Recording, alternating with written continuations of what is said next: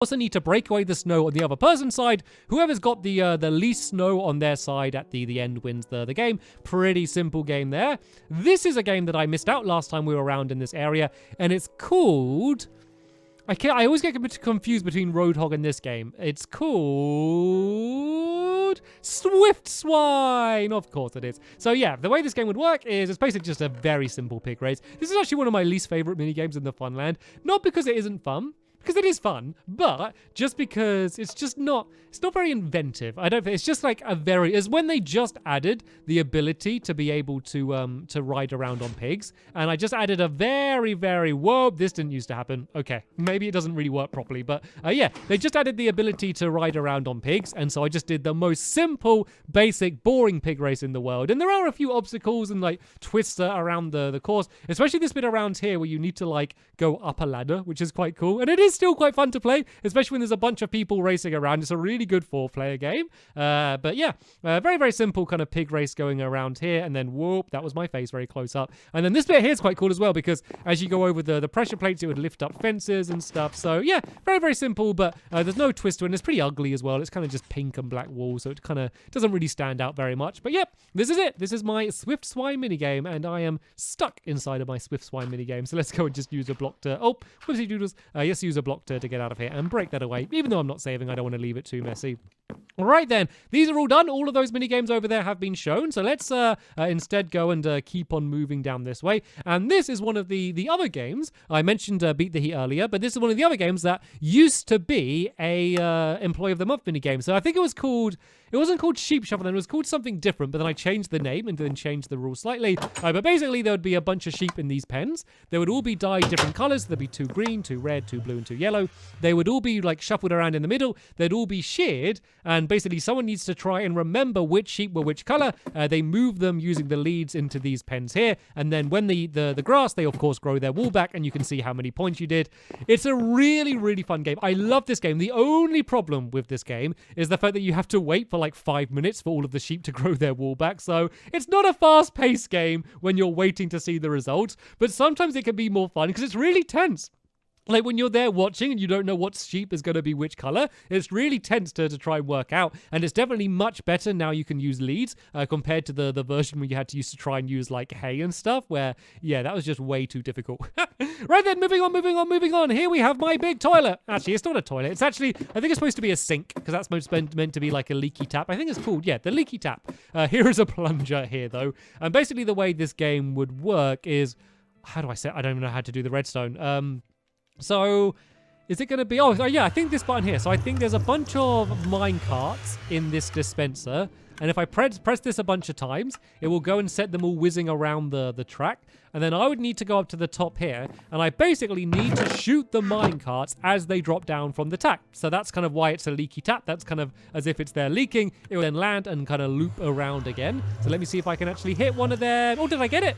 Pretty close. So it's going to be way harder to do now compared to when I first built it, just because the game's a lot more laggy now, so sometimes it'll be hard to tell. But I always remember the trick was to shoot earlier than you think you need to. There we go. You see, you kind of look like you're shooting underneath it, so it actually still works pretty well today. And then you keep going until you've got rid of all of the minecarts, but every time the minecart is going round, it's dropping a block inside. Oh, it should be. Maybe there's no blocks in here, but it should be dropping a block inside of this chest just to basically keep count so it can keep count by itself. Yeah, still a fun game to play now by the looks of things. It seems to be working just as well now as it used to, which is always a nice thing to see.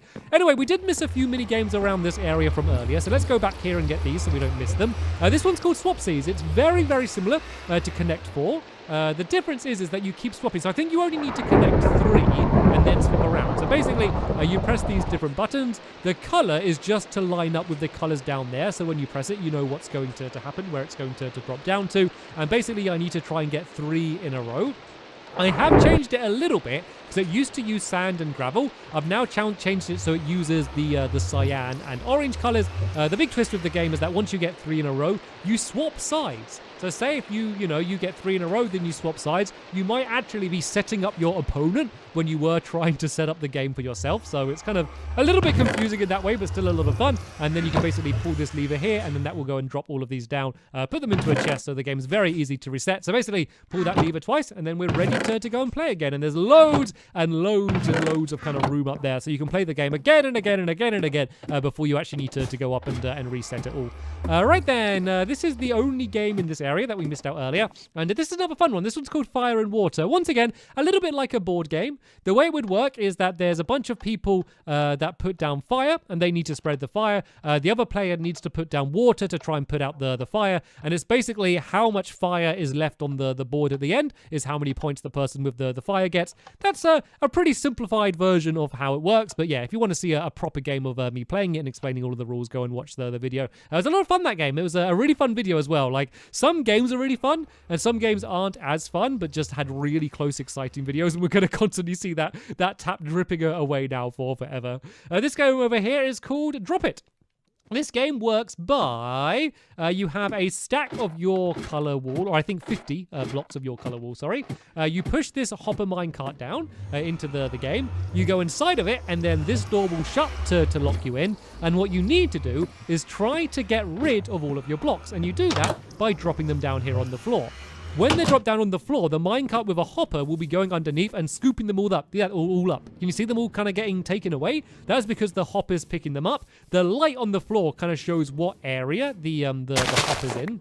Just so you know. The thing is, though, is while getting rid of yours, you also want to be trying to pick up each other's blocks, because you basically end up getting a point for every block that you get for someone else. So you want to have none of your blocks left. So you want to be trying to make sure no one gets your blocks while you try and get each other's as well. And then once there's a certain amount of time passed, then this door will just basically open up and you can go and leave it and count up and see who won. Another really good fun game. Very simple. Literally all you're doing is dropping and picking up items, but it ended up being really, really good fun.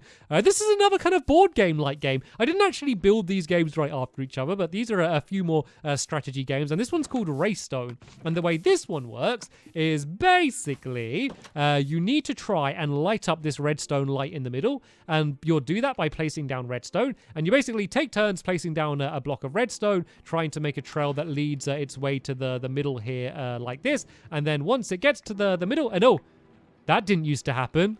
That did not used to happen, so it didn't used to set off the droppers, but I guess they've changed it so it does. Yeah, normally the droppers wouldn't actually do anything. They would just be to reset the game, but basically you need to light it up, and there's also a few strategies you can do where you can place repeaters on the other person's side to block them.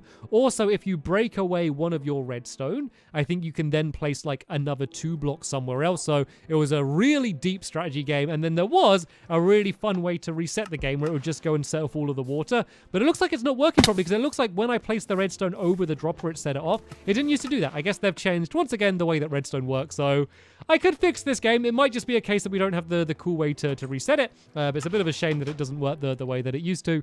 Over here, we have Harry Hops. Sadly, I can't demonstrate properly the way that this game would work because I need Harry. If you don't know who Harry is, he is my horse. The way this game would work is you need to jump with Harry, basically do horse parkour to jump over these columns. Then there'd be other people in the water down here who have leads, and they need to try and hook a lead on Harry to try and pull him off as he's jumping across. And it was very, very difficult to make your way to the end. I was actually able to do it. I was able to avoid everyone and make my way to the end on one round, so that was a really fun round. But yeah, generally a really fun game. Very challenging, but if you practiced it, you could really master doing some of the horse parkour that you need to do in order to get over there. Right then, this game over here, this one is called, I think it's called Find the String. I think it's literally as simple as that. So let's just go and check with the sign over here. That's what you do in the game. It's called Drench. Why can't I remember the names of any of my games? So this is another fun one. So what you'll do is you'll get, I think it's 5 pieces of string, we said it as. There's 23 in here, so that's not going to help me out. But yeah, I'd basically take these and I'd hide them in these rooms here. So basically, if I go inside of here, you'll see if I place them on the ground, they're very difficult to see. Like if I'm wandering around like this, they can be really hidden, and you could hide them down here. You could hide them like on the top of blocks up here. And basically, you hide all of your string around on the ground here, and then your opponent would be doing the same thing. You'd switch rooms and you'd need to try and find the 5 pieces of string. The first person to find those 5 pieces of string would go and take them outside, and they would place them down on the ground like this and then step on them, and then that would basically This is how the game got its name, Dredge. It would basically make a bunch of water come down from the dispenser that would go all the way down here. Oh, no, sure, it's going to come down on this side, isn't it? Yeah, it's going to go all the way down here like this and basically completely drench the room, and it will break away all